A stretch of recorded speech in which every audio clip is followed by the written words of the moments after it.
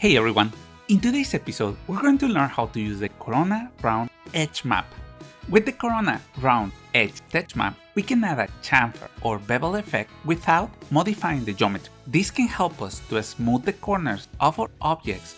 We're going to open the material editor by pressing M on our keyboard.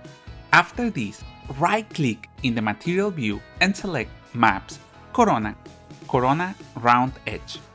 We are going to connect the CoronaRoundEdge map to the base bump slot. Right away, we can see how the edge of the object changed to produce a chamfer effect.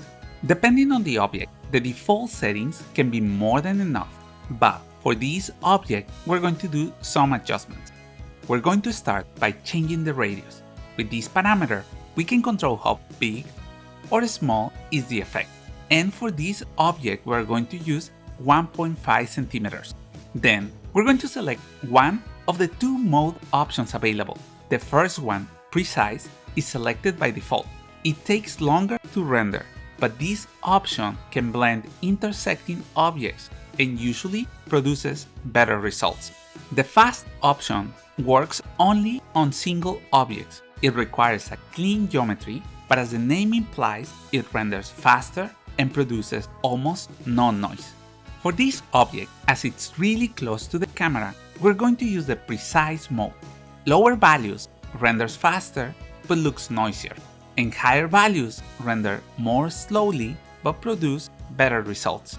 We're going to use 15 for this image, but you can use any value between 12 and 64 for good results. We can use the effects include, exclude to add or remove objects from the calculation.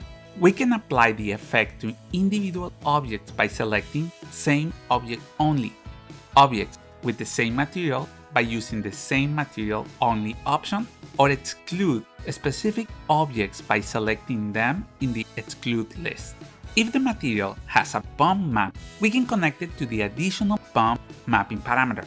We can then use the value number to increase the bump effect.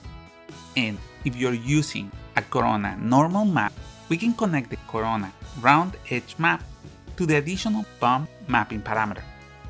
This map can help us to add additional details to our projects. It works really well for surfaces like concrete, stucco, or wood.